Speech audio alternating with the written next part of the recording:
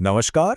दुनिया भर से इतनी सारी खबरें आ रही हैं, तो आज कोशिश करते हैं ये समझने की कि इन वैश्विक और स्थानीय तनावों के पीछे आखिर चल क्या रहा है।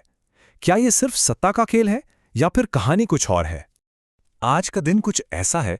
दुनिया के अलग अलग कोनों से लेकर हमारे अपने देश तक हर तरफ से बस तनाव की ही खबरें हैं। ऐसा लग रहा है मानो हर जगह एक अजीब सी बेचैनी फैली हुई है।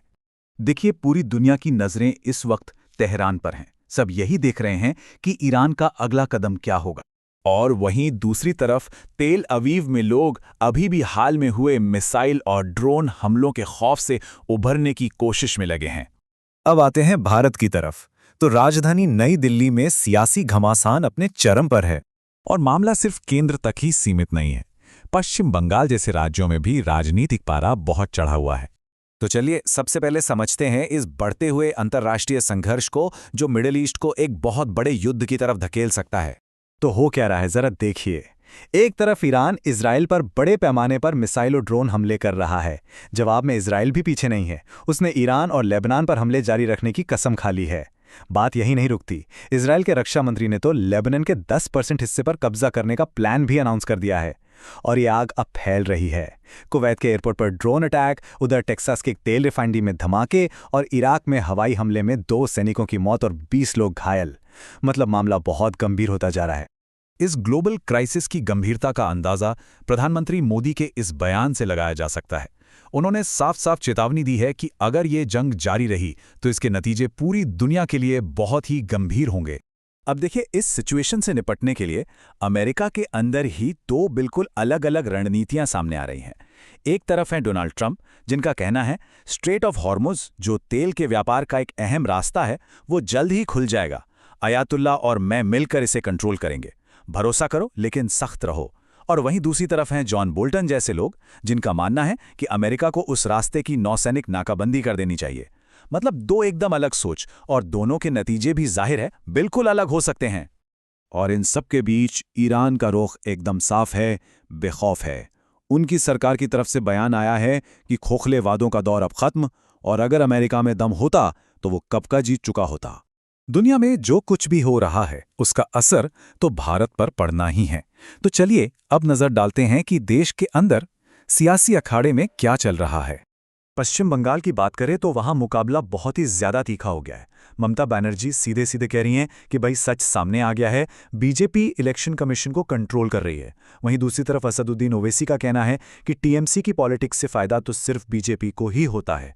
मजे की बात यह है कि दोनों ही एक दूसरे पर बीजेपी की मदद करने का इल्जाम लगा रहे हैं। और इस सियासी खींचतान के बीच प्रधानमंत्री मोदी ने राष्ट्रीय एकता की बात की है। उनका कहना है कि आने वाला वक्त देश का सबसे बड़ा इम्तिहान है और हम सबको, चाहे कोई किसी भी पार्टी का हो, टीम इंडिया की तरह मिलकर काम करना होगा।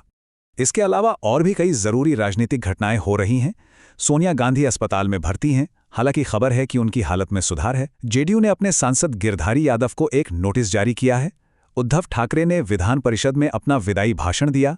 छत्तीसगढ़ में एक नए धर्मांतरण विरोधी कानून का ईसाई समुदाय विरोध कर रहा है। और तो और दिल्ली विधानसभा को बम से उड़ाने की धमकी भी मिली है। अब इन बड़ी बड़ी खबरों के शोर से थोड़ा हटकर कुछ ऐसी व्यक्तिगत कहानियों पर नजर डालते हैं जो हमें सच में सोचने पर मजबूर कर देती हैं। अभिनेत्री मोनालिसा ने एक डायरेक्टर पर यौन शोषण का बहुत ही गंभीर आरोप लगाया है। उन्होंने कहा कि उन्हें कई बार गलत तरीके से छुआ गया। इसके साथ ही उन्होंने अपने परिवार को लेकर भी कुछ चौंकाने वाले खुलासे किए कि कैसे वो अपनी मां के प्यार के लिए तरसती रहीं और उनके पिता के दूसरी महिलाओं के साथ संबंध थे। ये एक ऐसी तस्वीर है जो दिल को झकझोर देती है। इच्छा मृत्यु के बाद जब हरीश राणा का अंतिम संस्कार हो रहा था तो उनके पिता ने हाथ जोड़कर सबसे बस एक ही बात कही, कोई रोना मत। और इस गहरे दुख के बीच भी एक उम्मीद की किरण है।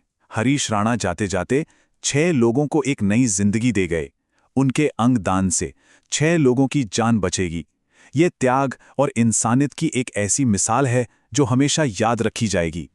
तो आज की इन सारी घटनाओं को अगर एक साथ रखकर देखें तो इसका मतलब क्या निकलता है? चलिए इसे समझने की कोशिश करते हैं। आज के दिन से 3 बड़ी बातें उभरकर सामने आती हैं।